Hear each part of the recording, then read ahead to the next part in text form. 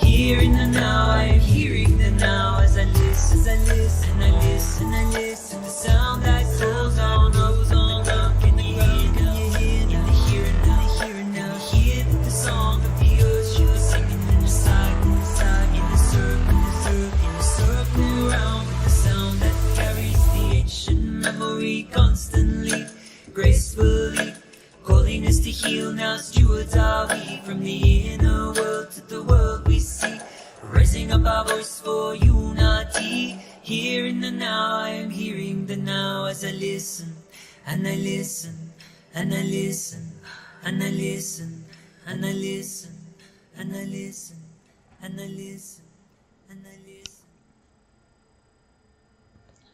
Aloha Internet once again, it's your soul, and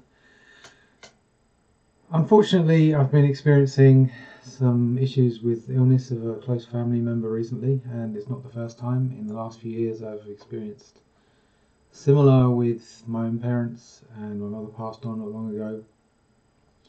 So I really have a lot of focus inside myself on topics such as aging and some of the most common causes of death, let's say, in our culture at the moment. Also on the nature of death and life, and I feel that I've reached a point where I understand these quite well, and in ways that certainly no one that I have known prior to me working on these subjects via the web and with certain small groups of people. Prior to me being involved in that, I never met anybody who understood the things that I now understand about these subjects. So I thought it would be good just to address this to some extent. And life and death, obviously fairly big subject, but quite often we can simplify these issues down to key points that have been missed, let's say, and when you understand those key points, then you can figure the rest out as you live your life. And for me, life and death is simply understood in this way. Everything that's alive on the small or large scale is vibrating. If you zoom into matter with a very high-powered measuring device, you'll detect that the atoms and molecules are moving and vibrating constantly. And in a sense, the more living a thing is, the way I see things and understand things, the greater the capacity for vibration will be. So if we extrapolate this out to living beings like a human or an animal, or a human animal, you can see that, we can say, oh, something's full of life, which we tend to think of as meaning that they're moving around a lot, they're jumping, maybe they're expressive, they're passionate, they're emotional, they're doing things that show us they're alive. When they're dead, they're static, they're not moving, they're completely not moving. And gradually, as the physical body after death breaks down, eventually not only is that matter not moving, it no longer has a form anymore. So basically, life, in a sense, as we understand it as humans, is the combination of expression, vibration, and form. And obviously within that is free will as well, or will. So we have the idea that death is inevitable, and I've seen countless people really absolutely certain that that's the case. There is no possible way to escape death, and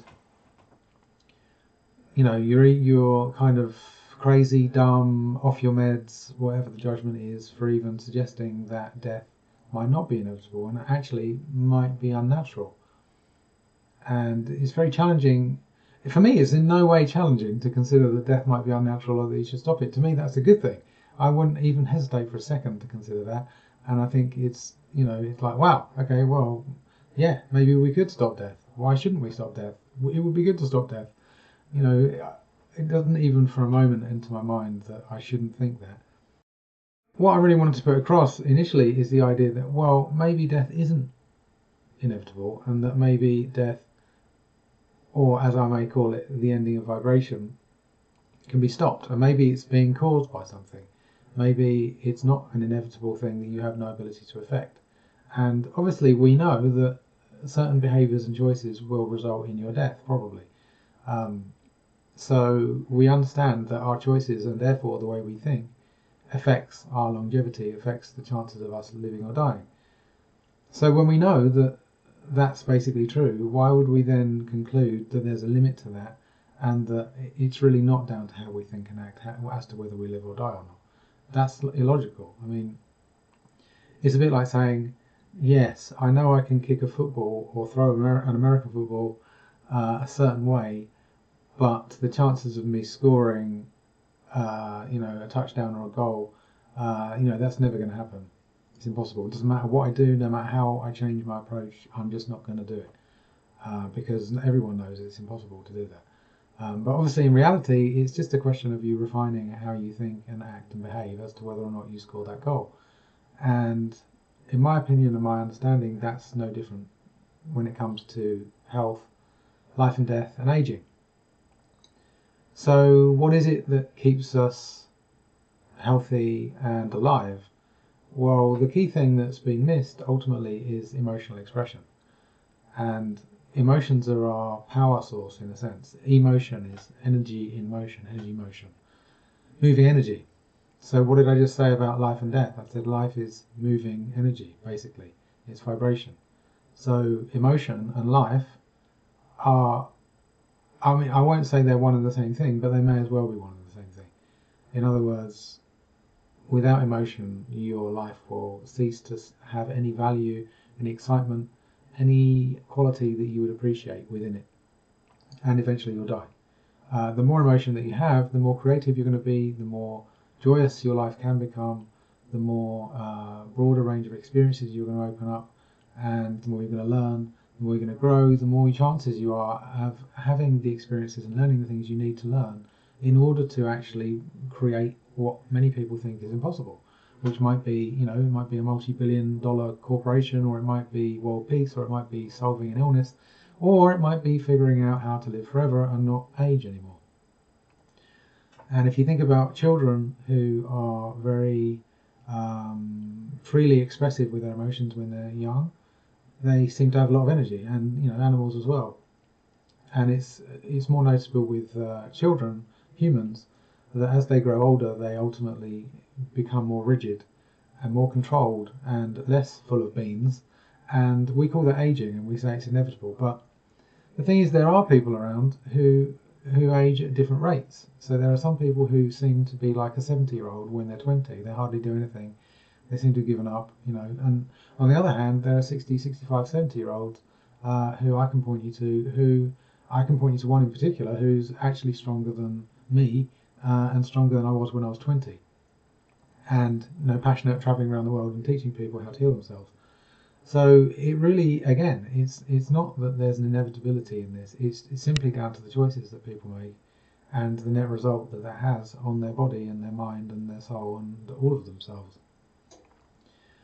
So how does emotion keep us vibrating? Well, every time you have a real feeling about something, if you keep feeling into it lovingly and accept it and allow it to, and understand that it actually has a sound signature, a vibrational signature, which it wants to make and that you could make as a result of having that feeling. So, it might be a growl, it might be a scream, it might be a holler, it could be anything. The point is, we understand that emotions, when we channel them through our body, turn into a sound, often. But if you pause for a moment and feel and think back, how often do you have feelings that don't turn into a sound? Actually, it's most of the time for most people. Most people are not going around converting their emotions into sound. But now think about a baby or a child. How often do they turn their emotions into sounds? Actually, it's quite a lot. It's fairly regularly. So we are trained, and we train each other and ourselves to stop doing that. I'm getting images as I'm saying this of being 3 or 4 years old at school, where I started that process of taming down my emotions and controlling myself, basically. And it was when teachers were telling me to stop, stop what you're doing. They turn it into games, literally start and stop games where they would play the music, turn it off. I'm sure that those games where they turn the music on and you're meant to run around, and then they turn the music off and you're meant to stop, and it's like this game. Who stopped exactly at the right time? Oh, you're moving. You shouldn't be moving. I'm pretty sure that's actually a training technique to get people's wills under control. So basically like training a dog. to respond to a sound, you're training the children to respond to the sound of the teacher's voice telling them to stop. I'm 99% sure that's why that's done. I don't know whether that's done in every school, but it was done in my school. So that control comes usually from parents, from teachers, sometimes from ourselves, and they train us to train ourselves to control ourselves and to not be emotionally free. That plays havoc with us, and ultimately it limits our ability to focus. A lot of the problems that children have and adults have comes from the lack of emotional freedom. It's not like they're inherently incapable as humans, or they have less developed brains or something like that. In most cases, it's actually the lack of development is because of the stunting that happens due to the emotional control involved. So not only, I mean, it's fairly complicated, obviously, but one of the aspects here is that the more your power is limited through this emotional control, the less energy and power you have in general. And that means you have less power and energy to do everything that you need to do, including heal yourself, including recover from whatever you experience, psychologically, physically, emotionally, any of these forms of stress that we could experience. You need energy, and you need will and focus and other aspects of self, presence of consciousness and so on, to actually process these stresses that we experience. And if your energy is withheld and inhibited, often it's being done unconsciously and subconsciously by these rituals and programs and beliefs that we've held for a long time that we've forgotten that we even are doing. We don't even realise how much of our energy is caught up in controlling the rest of our energy and stopping it from being as it needs to be. It's amazing when you start to go into this and release it all. It's like you realise you've been in a position of psychological emotional cramp for 30 years or however long it's been. So that's a key point to this. Aging to me is actually just imbalance. I mean, obviously we develop and we grow larger and our body changes as we live longer, but it reaches a point where it's optimal, and maybe that's 25, 30 years old, maybe something around that region, 35, 25, where we reach a state of adult form which is optimal. And at that point, really, we should not be reversing and starting to get smaller and aging and have things falling apart. And when I look at myself in the mirror, I'm aging right now. I've aged a bit in the last few years. At the moment, I'm a bit of a mess because I haven't been sleeping very well for reasons completely unrelated to the things I'm talking about. But if I do regular exercise and I eat really well and I don't eat any poor foods, then yeah, I'll look younger and I'll feel better. And it is possible to reverse your aging. Detoxification also reverses aging quite well. Fasting, you'll find probably within only about 4 or 5 days, you'll see your skin dramatically improves and you look a lot younger. So basically, it is really a question of stress, aging. I mean, people do understand that if they see somebody who looks like they're really old and decrepit, unless they're over like 100, then you'll see lots of jokes online and memes pointing as if to say, this guy's only 30, but look at him, he looks 60 because of the stress he's been through, of some, whatever it happens to be. We understand that stress is related to aging. And one of the aspects to this is that the acidic condition of cells ultimately is a stressor. So this acidic metabolic waste that build up in our body, as I understand, not being a biochemist, not having the laboratory here to test it myself, but going on what numerous doctors and scientists, books and so on that they've written and lectures they've given, having listened to them, makes sense to me. There's an electrical relationship to the acid or alkaline state of a cell, and as I understand it, the voltage level of a cell relates to the pH, and an acidic state in the cell means ultimately, in a sense, that cell isn't able to process what it needs to process. It isn't able to clear itself out and return to the correct level of balance. It may lack nutrition, it may lack electrical supply or energy, or whatever you want to call it. So the point is that, in other words, on a cellular level, in order to remain healthy, the cells need certain things, and that includes being able to clear out any acid build-up, as well as to receive the nutrition they need. And so, when we consider that, basically means you must exercise, you must eat antioxidant rich foods and alkalizing foods. That's what I was meaning to say. which are actually able to give you the fuel and materials that your body needs to recover and to be strong. And you must also detoxify because our world is so polluted, and it's very difficult, if not impossible, to live a completely clean life, as probably we were meant to on this planet, because of our imbalances and the way we've relied on dirty fuels and so on. If you realise that exercise, nutrition, and detoxification are all actual requirements to reversing aging, and then you realise how few people are actually doing those, even people that are exercising regularly and trying to eat the best they can, probably aren't fully detoxifying.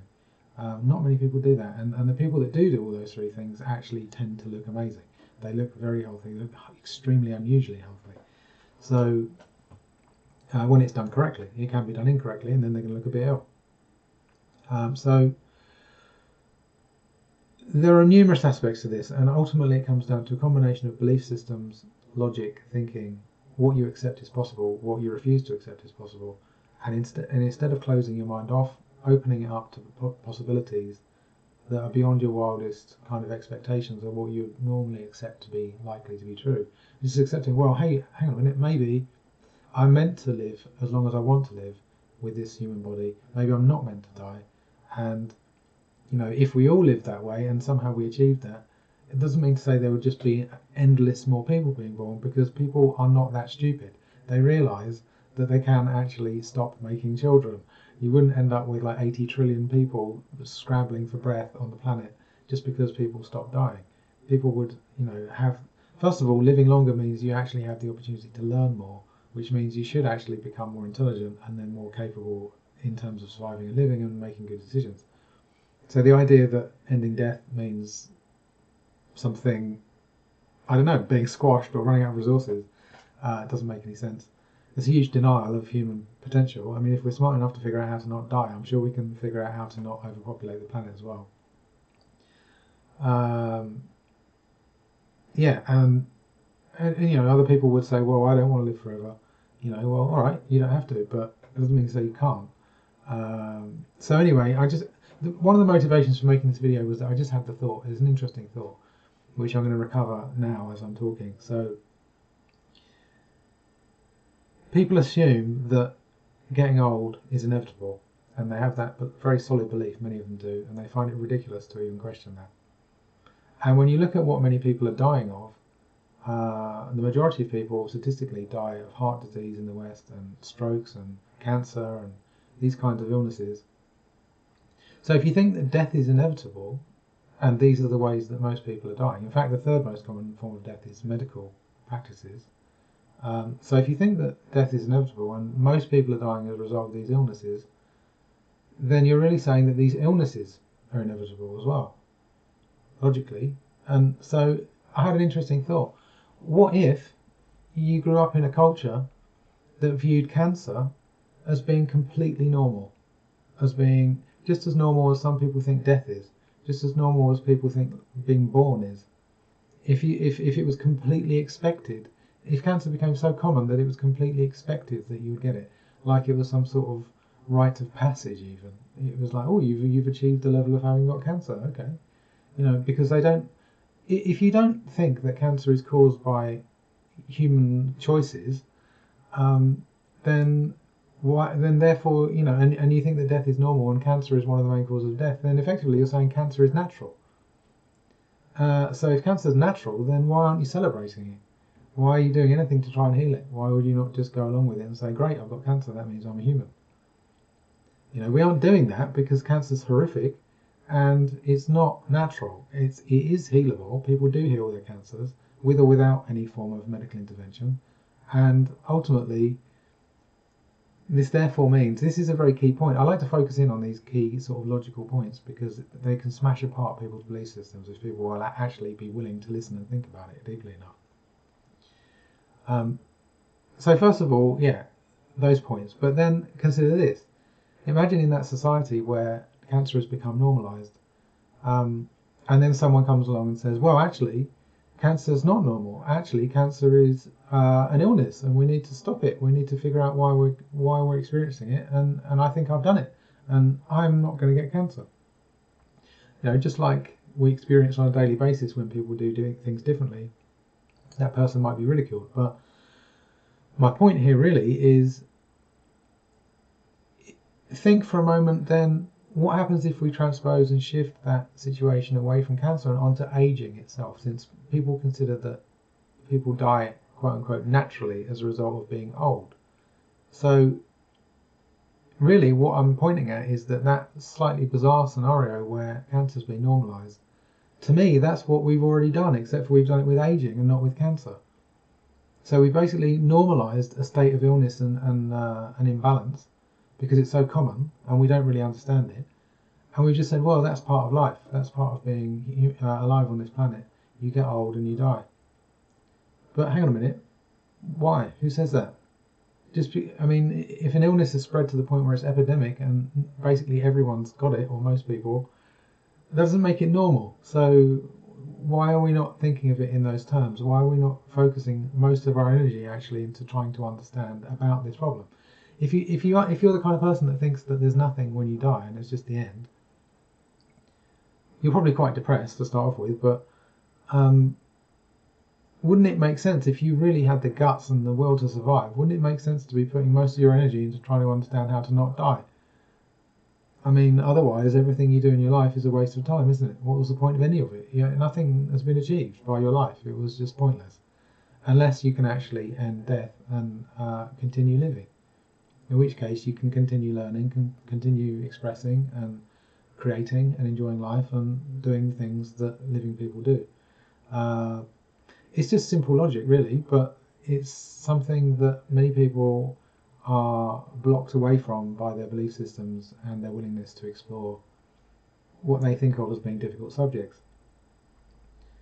So my perspective, summing this up, is that death and aging are not inevitable, and we should look at them more as a disease or an illness, an extreme illness and disease, a cumulative effect of spiritual physical imbalance, rather than something that's inevitable, for which we have no evidence, no proof that these things are inevitable. We have lots of evidence that say that it's very difficult, if not almost impossible, to stop aging and death, but we don't have any proof that that's quote unquote how things are meant to be, whatever the hell that means. As if there's some kind of script written that we all got handed out before the universe was created that said everyone's got to die. I don't have that script. It doesn't exist, does it? So, I would suggest considering that maybe ending aging and death isn't as difficult as we think it is. It's just that we aren't thinking about it enough. We've just locked our potential off by saying, no, that's impossible. So if you want any tips from my experience of how to improve your state of health regarding aging and anti-aging and so on, I personally think that drinking water is helpful, good quality water, not fluoridated water,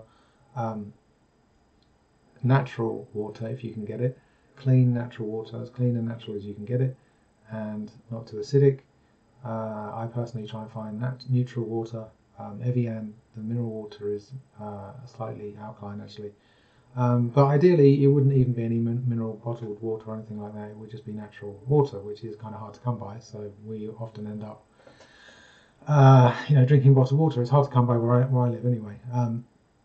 But yeah, on top of that, obviously regular exercise, deep breathing is very important to get energy moving in the body, to get the cells alive, rejuvenated, and traveling is good to keep you excited and happy. And it's all about movement. Most of this is about movement, about clearing up blockages, getting energy systems in your body moving. You're a moving being, and so but you also need to be emotionally moved, and that's very, very, very important. And really, probably the least understood part of all of this. People really often go to watch movies in the cinema because they want to be triggered emotionally, and usually they're not triggered emotionally. They're very controlled, but their emotional system knows that they allow themselves and socially allowed to be emotional in certain circumstances, like being in a movie, like, oh, I'm so scared, scary movie. But if you were to scream and holler like people might do in a movie sometimes when you were in the street just because you had a thought, people might say you were crazy, might even call the police or something like that. It's not crazy to have emotions. It's crazy to control your emotions. and the pent-up emotions that most people are carrying because they've been controlling their emotions is what does eventually make people crazy. It's not, if they were allowing the emotions out before they reached that point, they wouldn't ever, they'd be much more balanced, and probably than most people. So emotional movement, physical movement, psychological change as well, allowing yourself to clear out negative or limiting belief systems that define you in a rigid way and that don't allow space for change. They've all got to be cleared out. And sunshine is very important. Love, obviously, as well. Just aligning yourself in your heart towards the intention of healing, balancing, and evolving, which all combine to form a trifecta, if you like, of power, which is, in a way, that's the foundation of life itself. If you're healing and balancing and evolving, then you are always going to be returning to a strong foundation. So internal alignment, psychological alignment, emotional movement, correct nutrition, oxygen, deep breathing, self-acceptance, traveling, sunlight. All of these things, you might notice, these are things that a free being would do on this planet. Animals will do. Ultimately, animals get most of these things when we don't interfere with them too much, because they're not really doing too much else. That's what they do. They go around, they go and get high quality food, as much as they can find, and they're out in the sunshine and they're getting exercise all the time.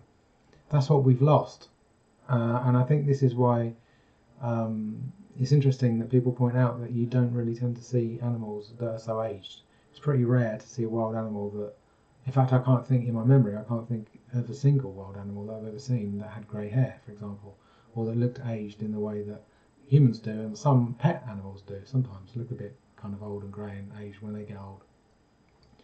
I would say that's unnatural, that aging that we experience, and it's only really the result of us living unnaturally.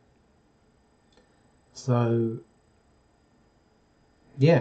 I would really like people to consider the possibility that our obsessive belief that death and aging are inevitable is actually part of what's holding the experience of death and aging in our energy field. It's part of what's attracting that to us and causing us to age and die. It's stressful to think that aging and death are inevitable. That in itself is stressful. So if stress is making you old and can kill you, doesn't it make sense that thinking that stress, death, and aging are inevitable will actually make it more likely that you'll start aging and die? It's so obvious when you think about it, but we just don't think about it very often. So, we've been taught that science and expensive laboratory procedures are going to be the answer to these kinds of challenges, if there is one. The average person isn't smart enough to figure this stuff out, so don't even try. Which is more nonsense. In reality, you are the creator of your reality. You are the living essence of life itself. Why would you not be able to find the answers? Only because you don't accept that you can, and you use your immense power to stop yourself being as powerful as you really are. So, I hope some of this has been inspiring for you, and it would be great to hear your comments and what you feel in response to this. And I look forward and I look inward to the moment when humanity awakens to these deeper truths, and perhaps the day when death literally doesn't exist on this planet anymore, and we just have peace and abundance and an evolutionary path which maybe is closer to the one that was intended. So until next time, much love to all, and I'll see you soon.